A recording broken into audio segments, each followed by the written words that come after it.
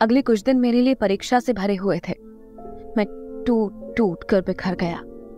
मुझे न जाने क्यों ऐसा लगने लगा जैसे ये दुनिया भी किसी और दुनिया का नरक है, जहां हमें बस तकलीफें उठाने भेजा जाता है, दर्द सहने भेजा जाता है।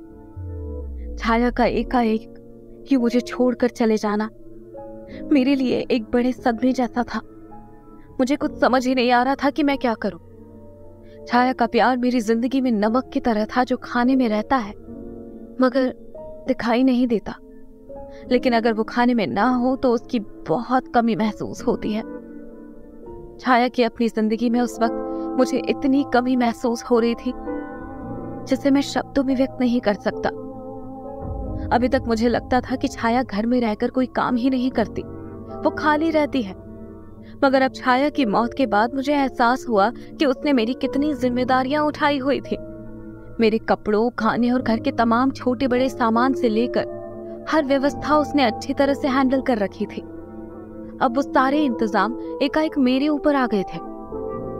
लिखना तो मैं बिल्कुल भूल चुका था। अंश के पालन पोषण की जिम्मेदारी हालांकि मैंने वृंदा को दे दी थी, लेकिन वृंदा से अंश हैंडल ही नहीं होता था। वो पूरा दिन बस जोर जोर से रोता रहता। साहब, बाबा चुप ही नहीं हो रहा है। वृंदा बेहद परेशान हालत में मेरे रूम में आकर बोली, मैं तमाम कोशिशें कर करके थक चुकी हूँ। कल से उसने दूध भी नहीं पिया है। आप ही बताओ साहब, मैं क्या करूँ। मेरी आंखों में आंसू आ गए। अंश के भीषण कंदन का स्वर अभी भी मेरे कानों में पड़ रहा था। वो मानो चीख चीख कर छाया को पुकार रहा था। पूरे बंगले में एक बेहद बेचैनी से भरा माहौल बन गया था। मैं बेहद हताश स्वर में वृंदा से बोला, मैं इस बारे में क्या बता सकता हूँ। वृंदा चली गई। उसके पीछे पीछे चलता हुआ मैं भी अंश के रूम में आया। वहां की एक एक चीज छाया के हाथ से सजी हुई थी। अंश के खौफनाक रुदन के बीच मुझे छाया के शब्द याद आए, जो इंसान वक्त से पहले मर जाते हैं मगर जिनकी इच्छाएं अधूरी होती है। उनकी आत्मा मरने के बाद भी हमारे आसपास भटकती है, बस हमारी आंखें उन्हें देख नहीं पाती। लेकिन अगर हम उनकी आत्मा का आवाहन करें तो वो हमारे पास आ जाती है, हमें दिखाई देने लगती है। मैंने अब बड़ी बेचैनी के साथ इधर उधर देखा। मेरे मन में प्रश्न कौन था? तो क्या छाया की आत्मा यही है, इसी बंगले में, मेरे और अंश के आसपास? क्या छाया की आत्मा को बुलाया जा सकता है? मेरी बेचैनी अब हद से ज्यादा बढ़ चुकी थी। अंश के रोने की आवाजें जैसे अब मेरे कानों तक नहीं पहुंच रही थी। मैं तेज तेज कदम उठाता हुआ बंगले से बाहर निकला। मैं आउट हाउस के दरवाजे पर पहुंचा। फौरन छाया की आवाजें फिर कानों में पड़ी। ये मेरी दुनिया है प्रेम, चले जाओ यहाँ से और आज के बाद कभी भी मेरी इस दुनिया में कदम मत रखना। मैंने आउट हाउस के दरवाजे की तरफ देखा। वो हमेशा की तरह बंद था। मैं हालांकि भूत प्रेत और आत्माओं में यकीन नहीं रखता, लेकिन छाया से एक बार और मिलने की चाहत मुझे इस दुनिया में खींच कर ले जा रही थी और मैंने छाया की इस दुनिया में कदम रख ही दिया था। आउट हाउस का दरवाजा खोलकर मैं अंदर दाखिल हुआ। अंदर पहले जैसा ही बेहद तिलिस्मी वातावरण था। थोड़ा खौफनाक माहौल था। धूल थी। रोशनी का बस हल्का सा धंधलका वहां फैला था, जैसे उस धंधलके के हर कोने में एक आत्मा छुपी हो जो बस कभी भी वहां प्रकट हो सकती थी। न जाने क्यों आउट हाउस में कदम रखते ही मेरे शरीर में हल्की सी सिहरन दौड़ गई। क्लीन शेड अभी भी वहां बिछी थी और शेल्फ पर तंत्र मंत्र जादू टोने से संबंधित किताबों की भरमार थी। रोशनदान से बहुत हल्की रोशनी छनकर उन किताबों पर पड़ रही थी, जिसकी वजह से सारा माहौल बेहद तिलिस्मी हो गया था। वहीं एक लव बर्ड भी रखा था। लव बर्ड को देखकर मैं एक बार फिर भावुक हो उठा। मैंने ही शादी की पहली रात छाया को वो लव बर्ड गिफ्ट दिया था। मुझे अपने वो शब्द भी याद आए जो लव बर्ड देती समय मैंने छाया से कहे थे। मैंने बेहद प्यार से छाया की आंखों में झांकते हुए कहा था। अपने वो शब्द याद करके खुद मेरी आंखों में आंसू आ गए। छाया ने तो प्यार के उस तोहफे को हमेशा अपने दिल से लगा कर रखा था। बस मैं ही मौत के उस सफर में उसका साथ ना दे सका। मैं अभी भी जिंदा था मैंने लव बोट को ऐसे छुआ जैसे छाया को स्पर्श कर रहा हो। नहीं, मेरे दिल से आवाज उठी, कोई हमें एक दूसरे से अलग नहीं कर सकता, भगवान भी नहीं। मैं अपनी छाया को वापस इस घर में लेकर आऊंगा, चाहे वो आत्मा के तौर पर ही क्यों ना हो। मुझे छाया से मिलने की एक नई उम्मीद नजर आने लगी थी। मैं जल्दी से चलता हुआ बुक शेल्फ के नजदीक पहुंचा और वहां रखी टॉक टू स्पिरिट नामक बुक को उठा ली। फिर मैं वही रखी छाया की रॉकिंग चेयर पर बैठकर जल्दी जल्दी वो बुक पढ़ने लगा। मैं जानता था कि आत्मा का आवाहन कैसे किया जाता है। वो दुनिया मेरे लिए नहीं थी, लेकिन बेहद रोमांचित कर देने वाली थी। बाहर से अंश के रोने की आवाजें अभी भी आ रही थी। एक बार मैंने वो बुक पढ़नी शुरू की तो फिर पूरी बुक एक ही बैठक में पढ़ गया। प्लेन चैट पर आत्मा का आवाहन करके उसे कैसे बुलाया जाता है, इसकी काफी कुछ जानकारी वो बुक पढ़कर मुझे हो चुकी थी। यकीन मानिए, मैं अब एक अजीब से उत्तेजना से भरा हुआ था। उसी शाम मैं मार्केट जाकर आवाहन के काम में आने वाला काफी सारा सामान लेकर वापस घर आ गया। सामान में अजीब अजीब चीजें थी, जैसे कैंडल्स के पैकेट, लोबान, सिंदूर, कपूर और नींबू इत्यादि। फिर उसी रात मैंने आउट हाउस के अंदर बंद होकर छाया की आत्मा का आवाहन किया। अंश के रोने की आवाजें अभी भी आ रही थी। वृंदा उसी के रूम में उसे चुप कराने की कोशिश कर रही थी, लेकिन असफल थी। अंश को रोते हुए आज पूरा दिन हो गया था। रोते रोते उसकी आवाज सुनकर खौफ भी लगने लगा था। 4 घंटे तक मैं छाया की आत्मा का आवाहन करता रहा, लेकिन कुछ ना हुआ। 4 घंटे बाद एकाएक कैंडल्स अपने आप भकभकाकर बुझ गई। सिंदूर बिखर गया और लोबान भी जलते जलते खुद ब खुद राख में तब्दील हो गया। मुझे कुछ समझ में ना आया कि क्या हुआ है। हाँ, इतना तय था कि छाया की आत्मा नहीं आई थी। मैंने मन ही मन अपना मजाक उड़ाया। मैंने सारा सामान एक बॉक्स में बंद करके रख दिया और फिर अपने बेडरूम में आकर लेट गया। हाँ, उस घटना के बाद एक करामाती बात जरूर हुई थी। अंश का रोना बंद हो गया। कैसे? इस सवाल का जवाब मेरे पास भी नहीं था। बस मेरे लिए राहत की बात यही थी कि अंश अब सो गया था और सोने से पहले उसने दूध भी पिया था। अगले दिन सुबह जब मैं सोकर उठा तो मैंने खुद को काफी फ्रेश फील किया। न जाने क्यों वो सुबह एक नई ताजगी और ऊर्जा से भरी हुई थी। मौसम भी आज बेहद खुशगवार नजर आ रहा था। BBC चैनल पर भी कुछ अच्छी खबरें प्रसारित हो रही थी। भारतीय प्रधानमंत्री लंदन पहुंचने वाले थे और वहां उनके आवाभगत की बड़ी तैयारियां की जा रही थी। सब कुछ अच्छा और उत्साह से भरा हुआ था। अंश के रोने की आवाज अभी भी नहीं आ रही थी। मैं अपने बेडरूम से बाहर निकल कर आया। लिविंग एरिया में ही मुझे वृंदा दिखाई दे गई। क्या बात है? मैंने वृंदा से हैरान होकर पूछा। क्या अंश अभी भी सोकर नहीं उठा है? नहीं साहब, वृंदा बेहद उत्साहपूर्वक बोली। वो तो सुबह ही उठ गया था। उसने दूध भी पिया और अब पालने में पड़ा खिलौनों से खेल रहा है।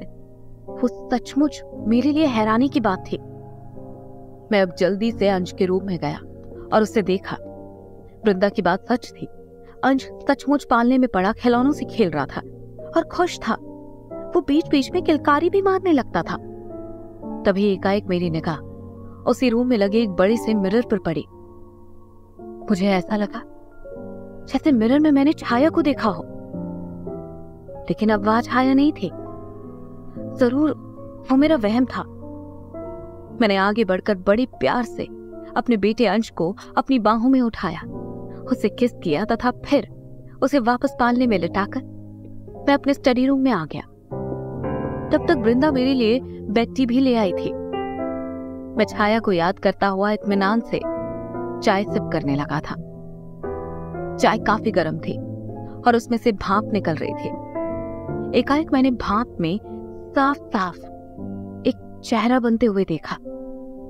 चेहरा जो मुझे देखकर मुस्कुरा रहा था। मैं चौंक उठा। वो छाया का चेहरा था। छाया जो मेरी तरफ देखकर मुस्कुरा रही थी। मैं चाय पीना भूल गया। नहीं, ये मेरा वहम नहीं हो सकता था। इस बार मैंने छाया का चेहरा बहुत साफ देखा था।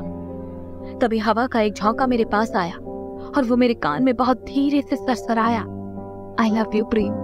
आई लव यू। मैं तुम्हारे आसपास ही हूँ, इसी घर में।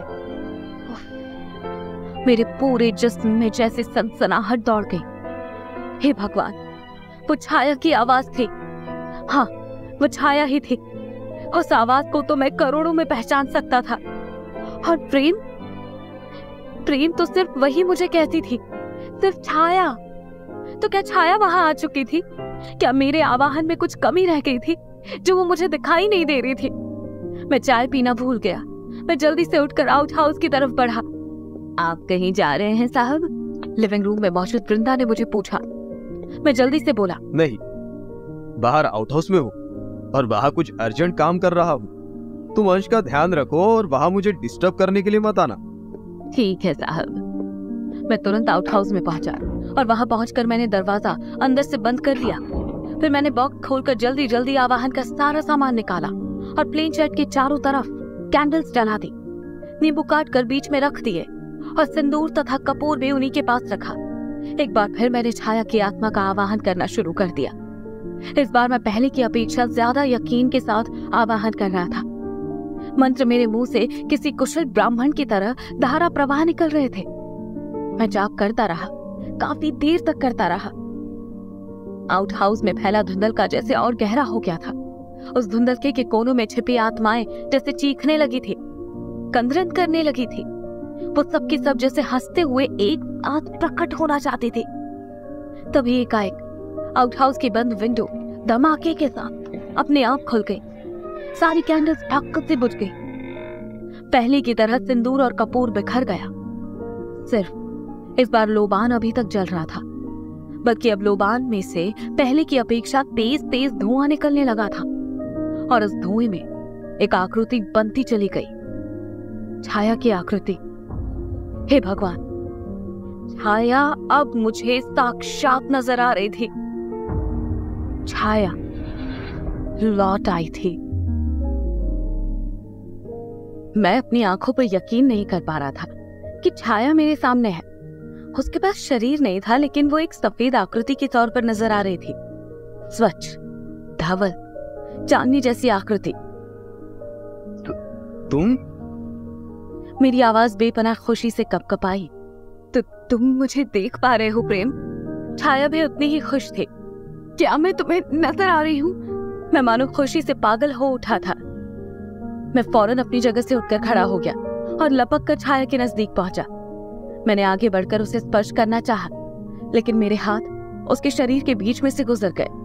वो एक आत्मा थी जिसे महसूस तो किया जा सकता था, लेकिन छुआ नहीं जा सकता था।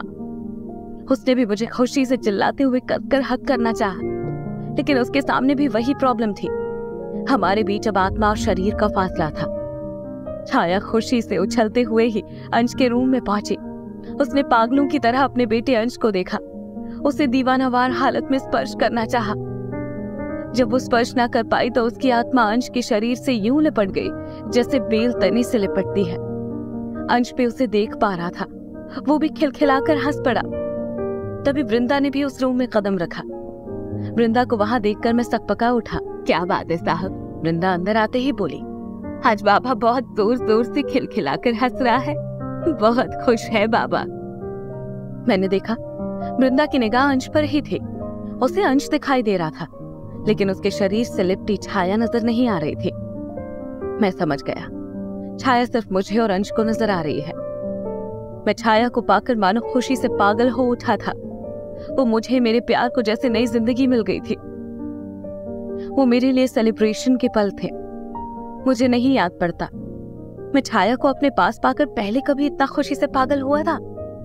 छाया की मौत के बाद मैंने उसकी अहमियत को समझा और इसलिए अब उसके प्रति मेरा प्यार इतना उमड़ कर आया था। मैंने लिविंग रूम में आकर छाया की फोटो पर चढ़ी माला उतार फेंकी। साहब, वृंदा मेरी हरकत देखकर चौंकी। ये क्या कर रहे हैं आप? मेम साहब की फोटो से ये माला क्यों उतार रहे हैं? माला उनके फोटो पर चढ़ाई जाती है वृंदा, मैं बोला, जो हमें छोड़कर चले जाए। लेकिन मैं तो छाया को अभी भी यहाँ महसूस कर रहा हूँ, इसी घर में, अपने आसपास। वृंदा मेरी वो बात सुनकर बेहद भावुक हो उठी। उसने समझा कि छाया के प्रति मेरा प्यार है। और सुनो, मैं वृंदा से बोला, तुम्हें अब यहाँ 24 घंटे रहने की भी जरूरत नहीं। अंश अब पहले की तरह परेशान नहीं कर रहा है। तुम कह रही थी ना कि तुम्हारे पुराने साहब तुम्हें बार बार फोन करके बुला रहे हैं, तो तुम उनके यहाँ जा सकती हो। बस पार्ट टाइम जॉब करने दिन में 4 घंटे यहाँ आ जाया करो। मेरे उस फैसले से वृंदा हैरान हुई, लेकिन बोली कुछ नहीं। ठीक है साहब। वृंदा वहां से चली गई।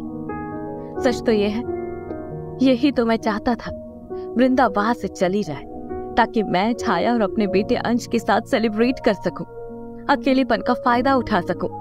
वो सचमुच बेहद खुशी से भरे पल थे।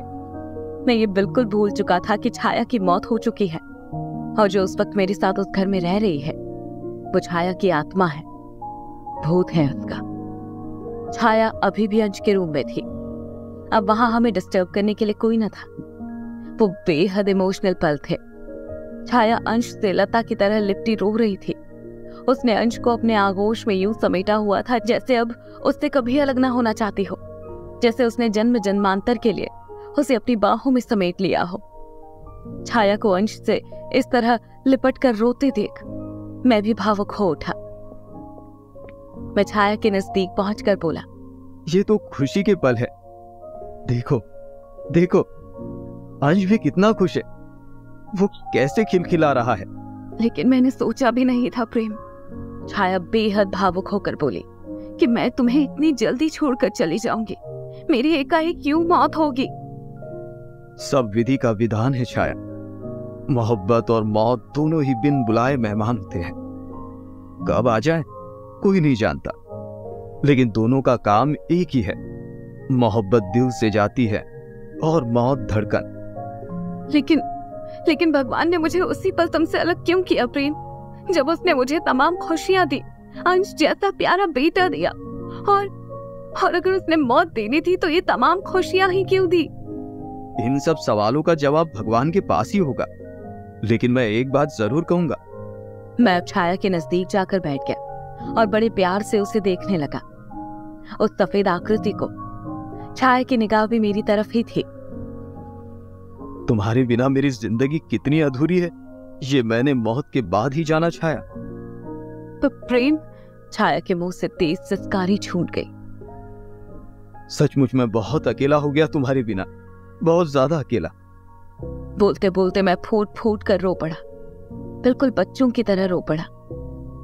प्रेम, रो मत। छाया अब जल्दी से अंश को छोड़कर मेरे पास आई और मुझसे लता की तरह लिपट गई। उसकी आंखों में भी आंसू थे। रो मत। जानती हो छाया, कभी तुमने एक बात बिल्कुल सच कही थी। क्या? प्यार में लोग बहुत मजबूत हो जाते हैं। मेरी आवाज कांप रही थी, और बहुत कमजोर भी। मजबूत इतने कि दुनिया से लड़ जाते हैं, और कमजोर इतने कि सिर्फ एक इंसान के बिना नहीं रह सकते। मैं अब तुम्हारे बिना नहीं रह पाऊंगा छाया। छाया से लिपटा मैं और ज्यादा फूट फूट कर रो पड़ा। और तुम्हें क्या लगता है? छाया तुरंत बोली, मैं तुम्हारे बिना रह पाऊंगी? मैंने छाया की तरफ देखा। छाया की आवाज भी उस समय भावनाओं के वेग से कांप रही थी। छाया उस समय मेरी बाहों में थी, मेरे पास थी। मुझे ऐसा लग रहा था जैसे मुझे दुनिया का सबसे बड़ा खजाना मिल गया हो। ये हमारा प्रेम ही था प्रेम। छाया बोली, जो मैं मरने के बाद भी तुम्हारे पास लौट आई। अब तुम मुझे कभी छोड़कर तो नहीं जाओगी छाया? नहीं, कभी नहीं। लेकिन छाया का जवाब सुनने के बाद भी मेरा विश्वास नहीं लौटा। मैं अनीजी था। क्या सोच रहे हो? मुझे डर लग रहा है छाया। कैसा डर? मुझे लग रहा है, मैं बेचैनी के साथ बोला, कि तुम मुझे फिर छोड़कर चली जाओगी। हमारा ये साथ ज्यादा लंबा नहीं है। तुम पागल हो गए हो। छाया ने अपने आंसू पोंछ डाले। अब ऐसा कुछ नहीं होगा। अब हमें कोई अलग नहीं कर सकता। लेकिन मरने के बाद भला कौन किसके साथ रहता है? मत भूलो, तुम एक आत्मा हो। तुम मर चुकी हो। इस दुनिया में तुम्हारे लिए कोई जगह नहीं। मैं कुछ भी नहीं बोली हूँ प्रेम। छाया पहले जैसी दृढ़ता के साथ ही बोली, मैं जानती हूँ मैं मर चुकी हूँ। मैं ये भी जानती हूँ कि मैं अब एक आत्मा हूँ।